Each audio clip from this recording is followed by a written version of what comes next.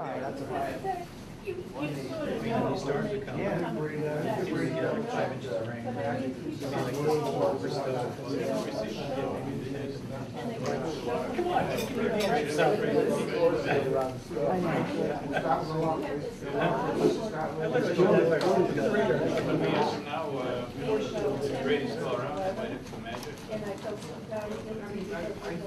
Person, I think Belichick is a coach, but Belichick seems to be. My name is Amanda Bennett, and I am president of Stow Food Pantry. As an aside, my dad was a lion in my hometown of Mattapoisett from 1973 until his death in 1982. He also was, do you still have those tiger tail twister things? Yes. Yeah, all right, he was that as well. The Stow Food Pantry has been serving the town of, see if I put it up here I won't have to use my glasses. The Stow Food Pantry has been serving the town of Stow and the surrounding areas for over 20 years. Our pantry is held twice a month, and we provide enough food to help a family to eat for 1 week. The clients are allowed to visit our pantry once a month. We are privately funded through grants and rely on the generosity of the citizens of our communities that we serve. We are a fully volunteer organization with leadership from a board of directors. The Stow Food Pantry places a high priority on treating our clients with kindness and respect, with an eye towards providing healthy, fresh food. Our numbers have stayed the same, however, our client base has changed. We see many more singles and a recent influx of senior men. We are seeing fewer families, and as we do try to tailor our food acquisition to more food that is suitable for the seniors and singles, we are constantly reevaluating whether we're meeting the needs of all of our clients. Ironically, the nature of the food pantry business is to put ourselves out of business, as we hope everyone can eat someday and we can provide for them. The other part of the issue is the uncertainty we are reaching all of those in need. Many elderly need our services, but they are too proud and afraid to ask for our services. Many of them feel they shouldn't even be using our services and letting families have the food, like they don't want to be a burden. To ease this, elongate the esophagus. To ease this, we sit with each client at their appointment and ascertain their needs and take time to listen to their worries. Last year, we received and gave out almost 27,000 pounds of food. Much of it was purchased at a great discount from the Greater Boston Food Bank. We received salvaged food and deeply discounted food from them. We do get food through the food drives and donations, and of course the postal pantry, but we need to buy much of our food, as we can't rely on getting the same things through the food drive every time. Also, much of the food we received, not to seem disingenuous, is out of date and odd, like smoked oysters and sliced okra.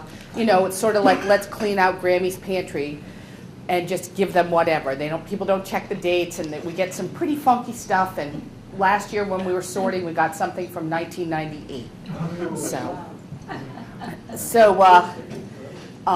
We do give out supplies like dish soap, laundry soap, feminine products, shaving things, deodorant, and tooth care. We also give out paper goods like toilet paper and paper towels. We feel this goes towards the dignity of life. If you have clean clothes and you smell clean, you begin to feel better about things. It just goes to your general mental health. We also pride ourselves in actively sourcing and courting our farmers and the farm stands in town. We receive all sorts of fresh produce from all of them, which our clients love. So if you have a vegetable garden at home, please plant an extra row. We'd be glad to take it. The Stow Food Pantry has little to no overhead. 97% of our budget goes directly to food expenditure, and the other part goes to insurance, phone, and office supplies and copying. We feed an average of over 83 families a month, with the largest months being November and December, with January and February following closely. 42% of our clients receive disability, with only 32% of our clients receiving SNAP or food stamp benefits. 44% are unemployed. 11.4% of the residents of Massachusetts go to bed hungry every evening. In 2011, 8.3 of our seniors over the age of 60 were identified as food insecure, which means they're going to bed hungry. This is twice the rate compared to 2001.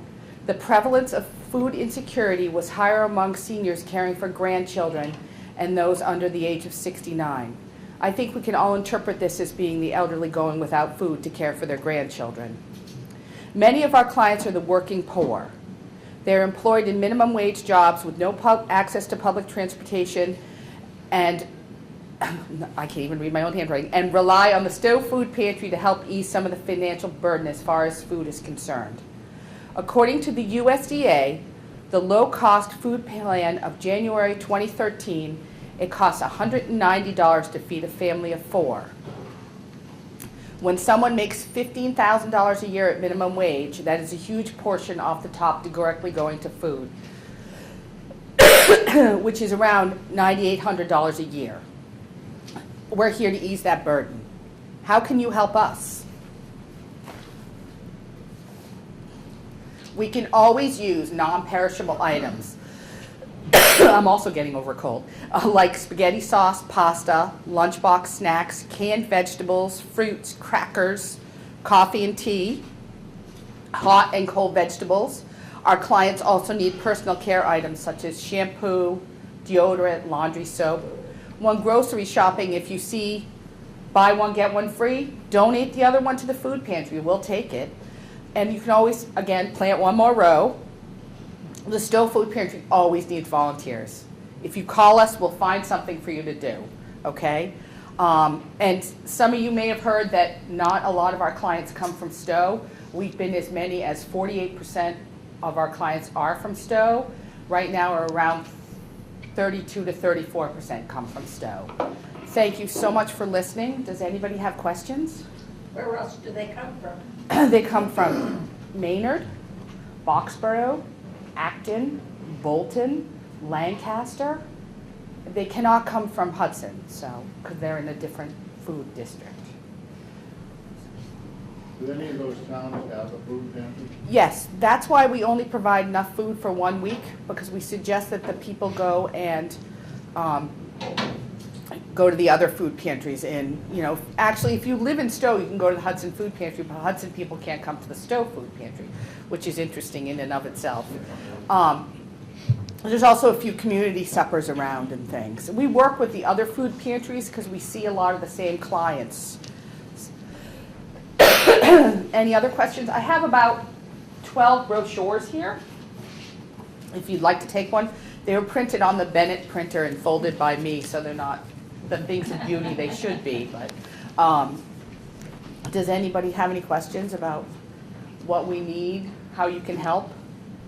Yeah, were you affected by Market Basket being closed for 6 weeks? I know that Lace to Turn Native had a big effect on it. Not really, because do you mean as far as how if Market Basket gives us food? Getting more people in, in excess of people. Not really, I don't believe. No. We were affected by the fact that, you know, personally we had to pay more for our groceries, but, you know, and we received from Market Basket donates a lot of stuff to the Greater Boston Food Bank, and so they weren't getting things so that we could buy it or get it donated. So that we found that that was falling through for us. Anything else? If you take a look at what you eat as a family of 4 for a week, you know, and how much you personally spend in the grocery store. I know $190, you know, I said to Larry, my husband, who's a lion, you know, we should try to do $190. And he was like, you know, we spend that on, you know, I was like, we can do this. And he's like, yeah, but what do you spend at, you know, Idlewild for fresh fruit and vegetables, you know, and it just all adds up. So $190 just seems really cheap, especially with 2 teenage daughters. I can't imagine how people with teenage sons do it. So. Yeah. My daughter has, when her kids were home, it was costing her $300 a week. Yeah. For groceries. Yeah, and you bring them home, and it's like, you know, the buzzards of the Kalahari Yes. on the bags. There's Yes. nothing left in the refrigerator come nightfall. That's right. That's right. Anybody else have any questions? We always welcome volunteers. We'd love to see you. Amanda, thank you very much.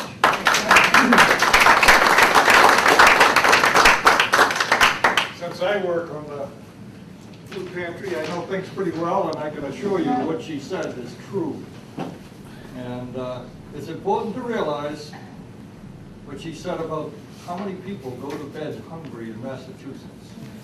That's surprising, and it hurts. One of the things that Ed Tanuza pointed out is that some of the Lions clubs in the district have had these fill the truck kind of drives. And as I explained to Ed, it would not really work in Stow because the post office does the huge collection, I guess, the town-wide collection. But it is important to note that there's a lot of other organizations that do smaller food drives. And I'm thinking in particular the Neshoba Grammar Group that did nothing except collect, what was it, toothpaste? Toiletries. Yeah, toiletries. And that was, you know, those are expensive items for us to buy, and we have to buy them. That does not come from the Greater Boston Food Bank. So that's something the club might consider, is doing some kind of a focused food drive. The most expensive item we buy, without a doubt, is laundry detergent. So that's our most expensive and wanted item. People love laundry soap. Doesn't go on a date. That's true. Everybody needs it. That's right. It's not Okay. food, but it's good. And You said you delivered. We do. We do deliver locally, and usually you'll have to call and tell us, you know, a viable reason why you can't come down and make it. Because we have some clients that are, you know, going through chemotherapy or just had surgery or. should be careful about volunteering that. We do deliver in the sense that the neighborhood brigade helps us out considerably. There are some members who will take food to somebody that they know or, you know, kind of on the way home, but for the most part, we ask people, our clients, to call the neighborhood brigade and set up an arrangement to have the food delivered. And we prepare the bags ahead of time, so it's pretty effortless on their part, but they do have to make the first approach.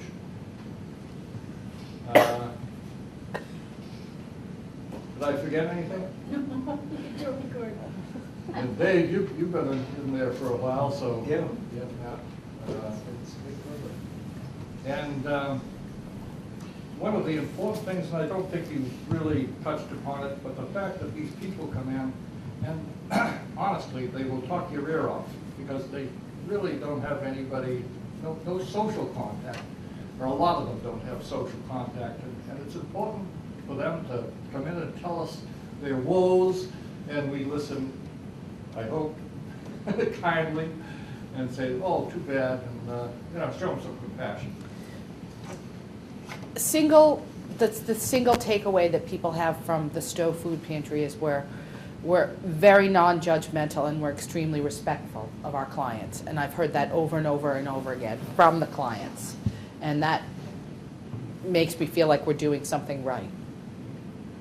Yep. So do you actually check people in and out? How do you keep track of the monthly visit kind of thing? So if you need to see the food pantry, you call us up and you say, I need to come in and get food. And then we send you something called a referral letter. And you have someone in your community that knows of your situation, like a clergyman, a pastor, the housing department, council on aging, a doctor, not your friend. And they fill out a referral letter, and then they come to us and we give them a time.